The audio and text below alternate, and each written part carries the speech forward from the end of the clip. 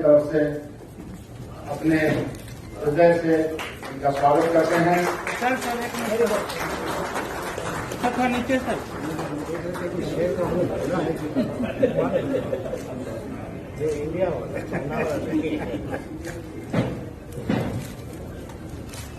कितना बढ़िया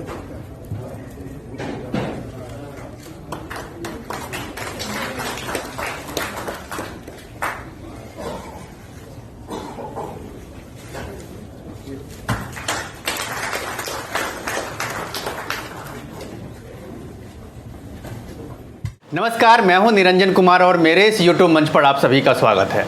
आज हम बात करेंगे राष्ट्रपति चुनाव को लेकर के, क्योंकि 18 जुलाई को राष्ट्रपति चुनाव के लिए वोटिंग होनी है और इसके लिए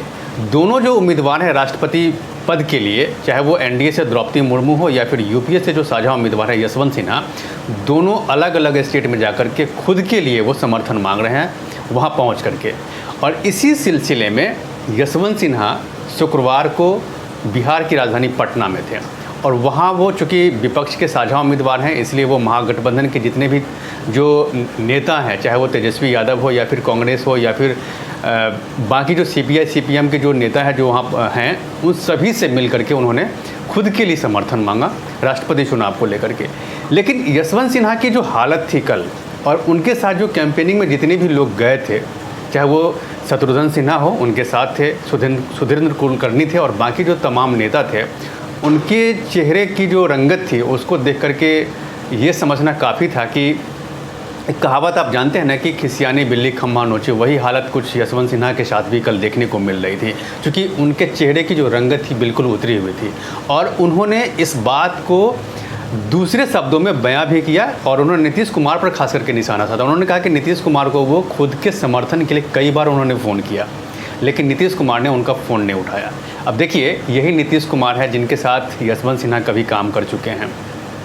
यशवंत सिन्हा कभी वित्त मंत्री हुआ करते थे तो नीतीश कुमार केंद्र में रेल मंत्री भी हुआ करते थे और साथ साथ रहे हैं। सहयोगी पार्टी थी उनकी, बीजेपी में थे कभी यशवंत सिन्हा और जनता दल यूनाइटेड के मुखिया रहे हैं नीतीश कुमार। और आज देखिए, जब बिहार में एनडीए की सरकार है और चूँकि यशवंत सिन्हा अब एनडीए के पार्ट नहीं है, महागठबंधन के हिस्से में है, वो अभी यूपीए के साझा उम्मीदवार हैं राष्ट्रपति उम्मीदवार के लिए, तब कह रहे हैं यशवंत सिन्हा कि जब उन्होंने अपने पुराने सहयोगी नीतीश कुमार को समर्थन के लिए फ़ोन किया तो उन्होंने फ़ोन नहीं उठाया। और तंज भी उन्होंने कसा यशवंत सिन्हा ने कि नीतीश कुमार को अगर बिहार की थोड़ी भी चिंता है तो वो उन्हें वोट करे, यानी कि यशवंत सिन्हा को राष्ट्रपति की उम्मीदवारी के लिए वोट करे। देखिए, यशवंत सिन्हा की हालत बहुत ख़राब है। ये बात उसी दिन तय हो गई थी जिस दिन राष्ट्रपति की जो उम्मीदवारी का ऐलान हुआ था और उसके बाद जैसे ही जगन मोहन रेड्डी ने, आंध्र प्रदेश ने और उड़ीसा के मुख्यमंत्री नवीन पटनायक ने एनडीए के उम्मीदवार जो है द्रौपदी मुर्मू, उनको समर्थन करने की बात कही थी, उसी दिन ये मामला ख़त्म हो गया था कम से कम कि राष्ट्रपति चुनाव में यशवंत सिन्हा जीतेंगे भी। क्योंकि बीजेपी के पास जितनी वोट बैंक है राष्ट्रपति चुनाव के लिए, और उसके बाद जिस तरह से उड़ीसा के मुख्यमंत्री नवीन पटनायक ने एनडीए के उम्मीदवार का समर्थन किया और दूसरी तरफ आंध्र प्रदेश के मुखिया जगन मोहन रेड्डी ने एनडीए के उम्मीदवार द्रौपदी मुर्मू का जो समर्थन किया, उसी दिन ये साफ हो गया था कि एनडीए के उम्मीदवार राष्ट्रपति के चुनाव में आसानी से जीत जाएगी। तभी यशवंत सिन्हा के बारे में यह कहा जाने लगा कि यशवंत सिन्हा तो सिर्फ नाम मात्र के चुनाव लड़ रहे हैं, क्योंकि उन्होंने अपनी उम्मीदवारी को लेकर के उन्होंने पर्चा दाखिल किया तो उनको मजबूरी में वो लड़ रहे हैं। हालांकि वो हर जगह गए हैं। और देखिए, सबसे बड़ी बात कि जिससे यशवंत सिन्हा को उम्मीद थी और जिनके भरोसे यशवंत सिन्हा ने राष्ट्रपति पद की उम्मीदवारी के लिए पर्चा दाखिल किया, धीरे धीरे वही दल देखिए कि यशवंत सिन्हा से दूरी बना करके चलने लगे। अब आप देख लीजिए कि खुद ममता बनर्जी की मैं बात कर रहा हूँ, ममता बनर्जी ने ही यशवंत सिन्हा को राष्ट्रपति के उम्मीदवार के लिए साझा उम्मीदवार बनाया था और उस पर सहमति बनी थी। उसके बाद उन्होंने पर्चा दाखिल किया था राष्ट्रपति चुनाव के लिए। और जैसे ही द्रौपदी मुर्मू का नाम का अनाउंसमेंट किया एनडीए ने, वैसे ही ममता बनर्जी ने सबसे पहले तो यशवंत सिन्हा को ये कहा कि आप बंगाल चुनाव प्रचार के लिए नहीं आइए, मैं यहाँ पर संभाल लूँगी। ये एक तरह से संदेश था कि कहीं न कहीं ममता बनर्जी एनडीए का जो उम्मीदवार है उनके चंगुल में वो फंस चुकी है, और कैसे फंस चुकी है वो मैं आपको बता रहा हूँ। दूसरी तरफ जो यशवंत सिन्हा को लेकर के उन्होंने ये भी कहा कि झारखंड के जो मुखिया हैं हेमंत सोरेन, उनको लेकर के भी एक उम्मीद थी कि हेमंत सोरेन चूँकि उनके स्टेट से हैं और स्टेट के राज्य के मुखिया हैं, तो हेमंत सोरेन को लेकर के भी ये उम्मीद थी कि हेमंत सोरेन उनको सपोर्ट करेंगे। लेकिन देखिए बाद में हेमंत सोरेन ने भी आधिकारिक रूप से ये बयान दिया कि वो एनडीए के उम्मीदवार द्रौपदी मुर्मू को समर्थन करेगी, क्योंकि द्रौपदी मुर्मू आदिवासी महिला हैं और वो पहली बार किसी आदिवासी महिला को ये मौका मिला है राष्ट्रपति के उम्मीदवार बनने के लिए। इसीलिए हेमंत सोरेन भी नहीं चाहते कि उनका जो वोट बैंक है, आदिवासी वोट बैंक झारखंड में खास करके, वो उनसे छिटक करके अलग हो जाए और एनडीए को जब चुनाव होगा तो उनको ये कहने को मौका मिले कि हमने आपके एक आदिवासी महिला को मैंने उम्मीदवार बनाया, तो हेमंत सोरेन ने उनको समर्थन नहीं किया। इसीलिए हेमंत सोरेन भी उन्होंने आधिकारिक रूप से लिखित में उन्होंने कहा कि वो एनडीए के उम्मीदवार जो द्रौपदी मुर्मू है उनको हम समर्थन करेंगे। अब ममता बनर्जी की बात करना इसलिए ज़रूरी है क्योंकि बंगाल में 6% के करीब आदिवासी वोट बैंक है और कहीं न कहीं ये वो इलाका है जो आपको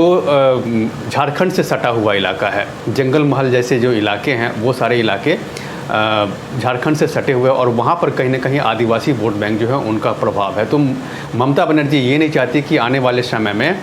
उनको इस वोट बैंक से कोई नुकसान पहुँचे। इसीलिए ममता बनर्जी ने ये कहा था, एनडीए की उम्मीदवारी का जब अनाउंसमेंट हुआ था तब उन्होंने कहा था कि अगर एनडीए अगर मुझे पहले बता देती कि आदिवासी किसी महिला को वो उम्मीदवार बना रही है तो शायद हम अपनी तरफ से उम्मीदवारी नहीं देते। तो ये एक तरह से कहीं न कहीं यशवंत सिन्हा के लिए माइनस पॉइंट था, एक तरह से डिमोरलाइज करने की कोशिश थी कि यहाँ पर भी अब ममता बनर्जी जिन्होंने उम्मीदवार उनको बनाया, जिन्होंने उनको आगे किया, वही वो पीछे हट रही हैं। ये बात यशवंत सिन्हा को कहीं न कहीं लग रहा है। दूसरी तरफ देखिए, अगर हम पंजाब की बात करें तो पंजाब में एनडीए की सरकार नहीं है, वहाँ पर बीजेपी के साथ शिरोमणि अकाली दल का गठबंधन नहीं है, लेकिन इसके बाद भी शिरोमणि अकाली दल ने आदिवासी जो उम्मीदवार हैं, एनडीए की जो उम्मीदवार है द्रौपदी मुर्मू, उनको समर्थन करने की बात कही है। उसके बाद बीएसपी की अगर आप बात करें, बीएसपी ने भी आधिकारिक रूप से अनाउंसमेंट कर दिया है द्रौपदी मुर्मू जो एनडीए के उम्मीदवार हैं उनको समर्थन करने का। ओपी राजभर एसबीएसपी पार्टी के वो मुखिया हैं, उन्होंने भी, जबकि वो अभी यूपीए की सरकार के साथ वो गठबंधन में है, उसके बाद भी उन्होंने कहा, अखिलेश यादव के साथ उनका गठबंधन है और अखिलेश यादव यूपीए की जो उम्मीदवार हैं यशवंत सिन्हा उनको समर्थन कर रहे हैं, जबकि सुहेल देव ने कहा कि भैया हम तो आदिवासी महिला जो हैं हमारे राष्ट्रपति उम्मीदवार, एनडीए के जो उम्मीदवार हैं उनको मैं समर्थन करूंगा। तो यहाँ भी उनको दो जो राजनीतिक दल हैं वो सीधा यशवंत सिन्हा को समर्थन नहीं करके वो द्रौपदी मुर्मू को समर्थन करने के लिए जा रही है। उसके बाद अगर हम बात करें तो अगर बिहार की बात करें तो बिहार में अभी भी पूरी तरह से ये क्लियर नहीं हो पाया है कि कौन कौन वो दल हैं जो यशवंत सिन्हा को समर्थन करेंगे। हालांकि कांग्रेस, आरजेडी और जो लेफ्ट की जो पार्टियां हैं वो पूरी तरह से यशवंत सिन्हा के साथ है और एनडीए तो द्रौपदी मुर्मू के साथ हैं ही, लेकिन यहाँ भी कुछ न कुछ आने वाले समय में जब वोटिंग होगी तो वहाँ कुछ न कुछ इसका असर देखने को मिलेगा। अब झारखंड ऑलरेडी पहले से द्रौपदी मुर्मू को समर्थन कर चुकी है, बीजू जनता दल कर चुकी है, उसके बाद अगर साउथ में जाए तो वहाँ जगन मोहन रेड्डी भी कर चुके हैं। दूसरी बात, महाराष्ट्र में जब राष्ट्रपति पद को लेकर के चर्चा चल रही थी तब तक महाराष्ट्र में एमवीए की सरकार थी, महाविकास आघाड़ी की सरकार हुआ करती थी, जहाँ पर शिवसेना, एनसीपी और कांग्रेस तीनों पार्टियां मिल करके वहाँ सरकार चला रही थी। लेकिन अभी की स्थिति बिल्कुल बदल गई है, क्योंकि ये सरकार वहाँ पर टूट गई और वहाँ पर अब बीजेपी और शिवसेना के बीच गठबंधन हो गया है, जो बागी हैं उनके साथ गठबंधन हुआ है। तो यहाँ पर भी बीजेपी के साथ साथ जो शिवसेना के बागी हैं उनके वोट आसानी से बीजेपी को मिल जाएंगे। और उसके बाद देखिए जो शिवसेना वहाँ पर है, उद्धव के जो समर्थक हैं वो भी, उद्धव ठाकरे ने भी उन्होंने आधिकारिक रूप से कहा कि वो एनडीए के उम्मीदवार हम द्रौपदी मुर्मू को समर्थन करेंगे। तो यहाँ पर एक बात साफ है कि कहीं न कहीं यशवंत सिन्हा इस चुनाव में भारी उनकी हार होगी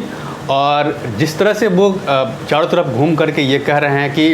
राष्ट्रपति रबर स्टैंप नहीं होना चाहिए, राष्ट्रपति को ऐसा नहीं होना चाहिए जिस पर प्रधानमंत्री जो कहे वो करने के लिए तैयार हो जाए। उसके साथ साथ यशवंत सिन्हा ने ये भी कहा कि अगर वो राष्ट्रपति बनते हैं तो हम इस एक राष्ट्रपति और प्रधानमंत्री के बीच का जो एक दायरा होता है उसको मेंटेन करके रखेंगे, रबर स्टाम्प बिल्कुल भी नहीं होंगे। संविधान के तहत उन्होंने कहा कि हम काम करने की बात करेंगे। इसके साथ साथ देखिए यशवंत सिन्हा ये भी कह रहे हैं कि वो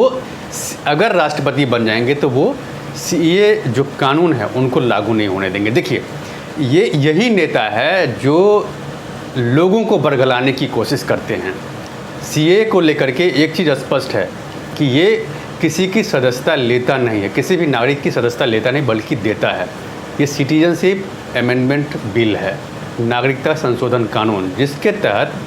लोगों को नागरिकता देने की बात होती है, न कि नागरिकता छीनने की बात हो रही है। और एक राष्ट्रपति उम्मीदवार जो राष्ट्रपति बनने के लिए खड़ा है और वो इस तरह से कह रहा है, लोगों के बीच भ्रम डाल रहा है कि अगर वो राष्ट्रपति बन जाएंगे तो सीए कानून को लागू नहीं होने देंगे, ये बात उन्होंने कही है। तो ये एक तरह से क्या है कि यशवंत सिन्हा के पास में ये सब चीज़ निगेटिव चीज़ें हैं और इसका नुकसान यूपीए को भी आने वाले समय में ज़रूर देखने को मिलेगा। तो देखिए ये बात क्लियर है कि 18 जुलाई को जब राष्ट्रपति के चुनाव के लिए जब वोटिंग होगी तो उस दिन आसानी से द्रौपदी मुर्मू जो एनडीए के उम्मीदवार है वो जीत जाएगी और यशवंत सिन्हा भारी उनकी करारी हार होगी और ये उनके लिए बहुत नुकसान होगा। तो देखिए अब आने वाले समय में क्या होता है, इस सारी चीज़ों पे मेरी नज़र बनी हुई है। आप मेरे साथ बने रहिए और अब तक अगर आपने मेरे इस YouTube चैनल को सब्सक्राइब नहीं किया है तो प्लीज़ सबसे पहले मेरे इस YouTube चैनल को सब्सक्राइब कीजिए, लाइक शेयर और कमेंट ज़रूर कीजिए। इसमें एक कमेंट बॉक्स है जिसमें आप इस मुद्दे से रिलेटेड अपने सवाल कर सकते हैं, जिसका जवाब मैं आपको दूंगा। तब तक के लिए धन्यवाद।